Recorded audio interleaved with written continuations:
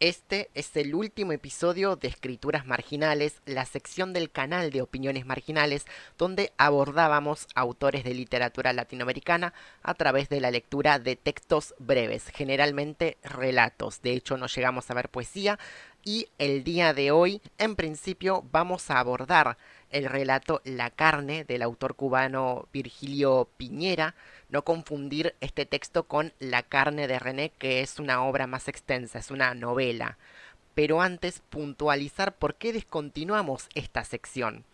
Nada grave, pero sí la necesidad de mejorar la sección de opiniones marginales y seguir hablando de literatura argentina y latinoamericana, pero dándome muchísimo más tiempo para investigar, para crear un marco donde pueda seguir dando estas charlas y generar este tipo de contenido. A mí no me gustaría, sinceramente, seguir produciendo videos o encuentros sin yo internalizarme en las literaturas de las cuales quiero hablar, que ese es en parte el desafío de las literaturas latinoamericanas. Para mí esto no es solamente leer y decir qué bonito, para mí es indagar en cuestiones que exceden incluso la literatura, terminamos rozándonos con cuestiones históricas, socioculturales, etcétera. Aparte, estamos en un contexto de desguace cultural donde las universidades del país están en una situación crítica ante el desfinanciamiento sistemático avalado por el gobierno de Javier Milei. Estamos en un proceso de activa lucha estudiantil y académica donde corremos la amenaza de perder un montón de cosas en el horizonte académico que no se pueden perder. Eso es lo único que voy a decir. Ya mucha gente está informada respecto de la situación. El 23 de abril de este año se va a estar dando una gran movilización estudiantil para que se den una idea de la magnitud del problema. Así que Escrituras Marginales no puede separarse de este contexto también, donde no se puede perder todo ese marco de investigación. No solamente hablo de las ciencias naturales, sino de todas las ciencias, de todas las disciplinas, que se ven vulneradas y afectadas en su desarrollo ante estas políticas de desguace, instituidas, avaladas, incentivadas por este gobierno. Y repetir una y mil veces por una educación pública gratuita de calidad. Dicho esto, ahora sí vamos a ir propiamente con el texto de Virgilio Piñera. Relevando algunas cuestiones biográficas, nació en 1912-1979, obtuvo un doctorado en Filosofía y Letras en 1940, participó activamente en la revista Espuela de Plata y además en 1942 funda la revista Poeta. Durante una temporada residió en Argentina, en Buenos Aires, entre 1946 y 1958, donde trabó amistad con Witold Gombrowicz, además de codearse con otros autores como Jorge Luis Borges, Victoria Ocampo, Peirú y José Bianco. En 1956 publica el libro Cuentos Fríos, aquí en Argentina, en el cual figura el relato de La carne. El relato de Piñera es muy corto, pero está lleno de detalles por analizar. Obviamente que no lo voy a poder desglosar oración por oración, pero se los dejo en la descripción para que lo puedan leer porque no tiene desperdicio. Y es un texto muy breve pero magistral. La situación inicial es un pueblo que sufre la carencia de carne. No hay abastecimiento de carne, por lo cual la población opta por una solución drástica en este caso, que es devorarse a sí misma. Y de hecho quisiera leerles un fragmento de este cuento. El primer párrafo, de hecho, que dice de esta manera: sucedió con gran sencillez, sin afectación. Por motivos que no son del caso exponer, la población sufría de falta de carne. Todo el mundo se alarmó y se hicieron comentarios más o menos amargos y hasta se esbozaron ciertos propósitos de venganza. Pero, como siempre sucede, las protestas no pasaron de meras amenazas y pronto se vio a aquel afligido pueblo engullendo los más variados vegetales. solo que el señor Ansaldo no siguió la orden general. Con gran tranquilidad se puso a afilar un enorme cuchillo de cocina y, acto seguido, bajándose los pantalones hasta las rodillas, cortó de su nalga izquierda un hermoso filete. Tras haberlo limpiado, lo adobó con sal y vinagre, lo pasó, como se dice, por la parrilla, para finalmente freírlo en la gran sartén de las tortillas del domingo. Hasta ahí el extracto que decido leer, ya un comienzo muy fuerte y en el cual podemos trazar simetrías con otras escrituras. Por ejemplo, con el matadero de Esteban Echeverría, donde allí la violencia de los actos se corresponde con una situación inicial que es la cuaresma, además del contexto del gobierno de Rosas, la denuncia de la tiranía rosista de parte de Echeverría, que se termina materializando en las escenas finales de ese relato prácticamente fundacional de la literatura argentina, considerado el primer cuento de la literatura de nuestro país. En el caso de Piñeira, desde entrada ya hay un juego con la ironía, con la situación precaria de un pueblo que opta por una solución drástica para suplir la falta de carne, que es la autodevoración, devorarse a sí mismos. Sin embargo, no hay una tonalidad trágica como la podríamos leer en Echeverría, en El Matadero, sino un juego de claroscuros, de ironías, donde personajes de una cotidianeidad pueblerina son los que toman la determinación de llevar a cabo estas prácticas y de eh, propagarlas a lo largo de la población. ¿Por qué este texto nos interpela tanto en estos días?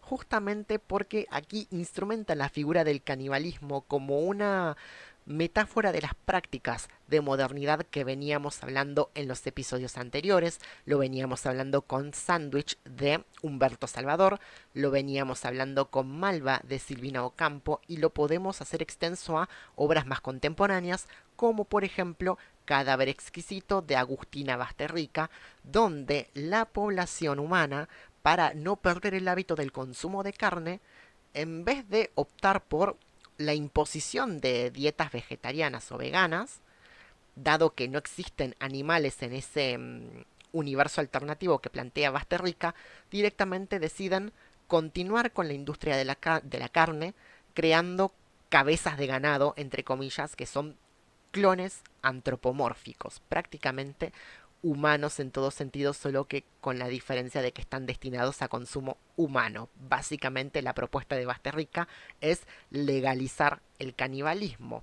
Entonces el texto de Piñera, que fue escrito en 1956, publicado en Cuentos Fríos, dialoga muy bien con esas textualidades en un contexto de modernidad. Fíjense que el canibalismo no se produce en un territorio bárbaro, entre comillas, no se produce, por ejemplo, en la selva amazónica, si nos dejamos llevar por los clichés de Occidente, sino que es en plena urbanidad, en plena vida moderna, donde el sujeto de la ciudad, para no perder la costumbre de comer carne, elige devorarse a sí mismo.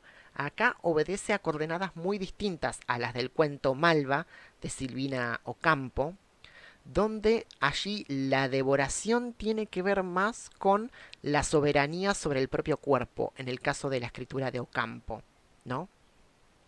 Y en el caso de Piñera lo podemos conectar con una categoría muy reciente en el trabajo de Lauren Berlant, perdón si pronuncio mal el nombre, que es El optimismo cruel. Subrayé la siguiente cita de esta obra.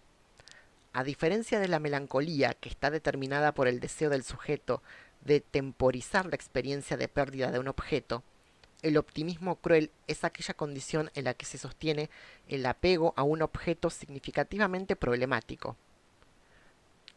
Replico otra cita. Nosotros, al parecer, somos gente ociosa, en un fin de semana interminable, excluidos de nuestra propia explotación, donde casi lo único que importa es una circulación del consumidor por un ámbito de familiaridad.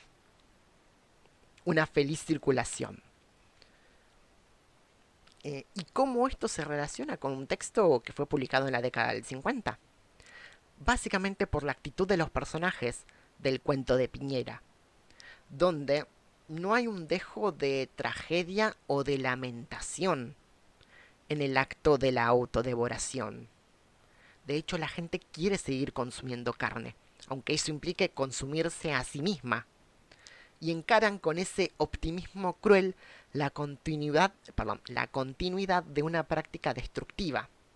Con esto no quiero decir que el cuento La carne sea un cuento que abogue explícitamente por el vegetarianismo o por el veganismo, sino que opera con las lógicas de la modernidad que se enhebran en la escritura de Sandwich de Salvador, en la escritura de Malva de Ocampo, ¿no? Como las lógicas de la modernidad operan sobre estos personajes que se sienten con mucha alegría al recuperar el hábito de comer carne, aunque se trate de su propia carne. Y es así como el cuento evoluciona progresivamente hacia la desaparición de esos cuerpos, hacia un exterminio que dentro de esa textualidad se lee como autoexterminio, porque aparentemente es la gente la que decide, entre comillas, comerse a sí misma, cuando en realidad responde a un contexto mayor que es, en el caso del cuento de Piñera, la falta de carne vacuna o de otra especie. Y eso tiene resonancias en nuestra actualidad, ¿no? Por ejemplo, también relacionándolo con la obra de Byung-Chul Han, La sociedad del cansancio. Él arranca ese ensayo con la metáfora de Prometeo encadenado y siendo asediado por el águila eh, debido a que robó el fuego del Olimpo para compartirlo con los mortales. Prometeo está sometido al suplicio del águila que le arranca el hígado, el cual se le regenera al poco tiempo. Es un castigo interminable el de Prometeo. Hoy en día, en la posmodernidad, todos somos Prometeos, no por un águila que nos asedie, ni siquiera por el patrón que nos persigue, sino porque ahora los que nos explotan somos nosotros mismos. Los que nos castigamos, los que nos arrancamos el hígado, somos nosotros mismos en pos de un ideal de perfección, de meritocracia, de autosatisfacción, de una ilusión de progreso. Es esto con lo que trabaja Byung-Chul Han en La sociedad del cansancio.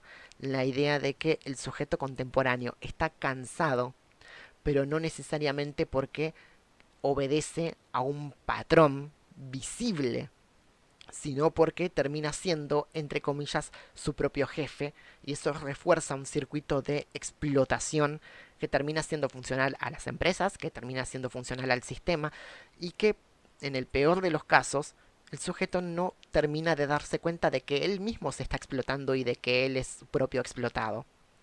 Entonces, estas correlaciones también se pueden cristalizar en la lectura de Piñera, en la carne, ¿no? Eh, no hay una autoridad policial o política que ordene a la población comerse a sí misma. Es Anselmo, el primer ciudadano, que decide cortar su nalga y prepararla a la parrilla para devorarla. Y no solo eso, sino que esta práctica la transmite a la ciudadanía, la cual replica esa conducta de consumo. Como esa devoración termina perpetuándose en un acto de autodevoración colectiva que acaba culminando en procesos de desaparición a nivel poblacional. Para concluir esta brevísima exposición quisiera citar un artículo de Lucas Outeda que los recomiendo titulado Los zombies de Deleuze y Lacan, donde él hace un análisis enfocado sobre todo en la serie The Walking Dead, pero cuyas reflexiones me permiten pensar por contraste en esas categorías que operan sobre las representaciones de canibalismo y ciudadanía en los textos no solamente de Piñera, sino también de Ocampo, de Pablo Palacio, de Humberto Salvador. Hay una cuestión muy interesante que es que las criaturas zombies no tienen un sujeto cartesiano. Dicho a grandes rasgos, un zombie no tiene conciencia de sí mismo, es una máquina de comer carne. Y de hecho se pone en duda si sienten placer al devorar. No tienen otro deseo ni otra función que infectar y devorar a los no infectados. Y eso es algo que se ve a lo largo de todo el género de cine y de literatura zombie. ¿Cuál es la diferencia con el caníbal? Que el caníbal primero tiene conciencia de sí, ¿no? Sabe quién es, por un lado. Y por el segundo, tiene toda una serie de ritos y goces relacionados con el consumo de carne. En las operaciones de antropofagia, el caníbal sabe lo que está haciendo y por qué lo hace. Y de hecho, esa es una marca diferencial con la criatura zombie. El caníbal sabe lo que hace y es consciente de quién es. En el caso de la autodevoración, en este texto de la carne de Virgilio Piñera, la gente sabe por qué se está cortando su propio cuerpo y por qué lo está consumiendo, por placer, para mantener la cadena de consumo de carne, aunque esa carne sea la propia. Y este, esta constelación de textos caníbales, si se quiere, pone en el centro al sujeto moderno, cuyas operaciones de destrucción o de autodestrucción son por el propio placer, ni siquiera por supervivencia. Y esto marca una gran diferencia con otro tipo de relatos. Por ejemplo, puedo citar el cuento Superviviente de Stephen King, donde se da la circunstancia de que el protagonista, debido a que es un náufrago en una isla muy pequeña y no tiene alimento para abastecerse, opta por ir devorando su propio cuerpo en el afán de sobrevivir. En el caso de textos como Sandwich, como Malva, como La carne, el autoconsumo obedece otras coordenadas que no son precisamente las de supervivencia. De hecho, en este cuento, en La carne, la gente optó en un momento por una dieta vegetariana. Es decir, siguió subsistiendo durante un tiempo sin consumo de carne hasta que Anselmo decide cortarse la nalga. Entonces, es interesante pensar cómo las operaciones de destrucción o de autodestrucción de estos personajes no obedecen cuestiones de supervivencia, no es que están comiendo carne por una cuestión de vida o muerte. Las personas que compraban los sándwiches en el cuento de Humberto Salvador, por ejemplo, no eran personas hambrientas o famélicas, eran personas que le compraban a los vendedores ambulantes esos sándwiches de a 5 o 10 centavos. Eh, las operaciones de consumo de la modernidad no son cuestiones de vida o muerte, son operaciones comerciales que el propio sistema avala, aunque el cuerpo del ciudadano no necesita el nutriente de la carne. Y repito, no considero que estos cuentos propongan una temática explícitamente vegetariana o vegana. Retomo el cuento de Malva de Silvina Ocampo, donde lo que se pone en juego ahí es más la ansiedad de la protagonista, la necesidad de saciedad psicológica, si se quiere, en ese proceso de autodevoración que termina culminando en un final muy ambiguo donde no se sabe si murió o desapareció en un sentido muy amplio. Y concluir la exposición de este cuento con la categoría clave que es la desaparición de personas, porque está muy ligada a los modos de consumo de esa población. En el cuento de Salvador Sandwich, el poeta desaparece en función de ese circuito de consumo caníbal. Y aquí, en el cuento La carne de Piñera, la población se va ocultando a medida que se prolonga esa conducta de autoconsumo. Si fuese por mí, hablaría 2 horas más de este cuento, pero lo dejamos acá. Creo que la exposición, si bien breve, tiene la duración necesaria y constituye un buen cierre para este ciclo de literatura y canibalismo que pude armar a lo largo de este mes de abril. Antes de concluir, agradecer el apoyo de la gente y sobre todo de Raquel Arriel, que estuvo participando muy activamente de las sesiones en línea y que además es una escritora que tiene cuentos muy impactantes y muy atrapantes. Les recomiendo leer Algarete y también Viaje a través del río de la autora Raquel Arriel. Repito, agradecerle su compañía, agradecerle su tiempo, agradecerle su aguante, porque fue ella con sus intervenciones la que también marcó la pauta de cómo yo quería dirigir el espacio de escrituras marginales y por extensión el espacio de opiniones marginales para futuros debates. La idea es en las próximas semanas ir ajustando cuestiones técnicas para seguir subiendo material como este bajo la consigna de opiniones marginales. Los videos anteriores de escrituras marginales van a quedar en la lista de reproducción, van a quedar a disposición del público y además cada descripción tiene la bibliografía que utilicé para cada una de las sesiones, las cuales recomiendo también para tener un contexto más amplio de cada uno de los textos. Repito, mi deseo no es tanto las vistas o los likes, mi deseo es que sigamos compartiendo literatura latinoamericana, que sigamos visibilizando el trabajo de autores marginales o externos al canon, externos a los programas curriculares que solemos armar y que tengamos una visión mucho más amplia de las letras en nuestro continente y alrededor del mundo. Dicho esto, a la gente, gracias por acompañarme a lo largo de este ciclo. Les invito a que dejen sus comentarios, les invito a que compartan estos videos si les interesa el tema, les invito a que me hagan recomendaciones también si desean ver más contenido de este tipo o si desean que yo lea o explore algún autor u obra literaria en particular. Bienvenidas sean sus sugerencias.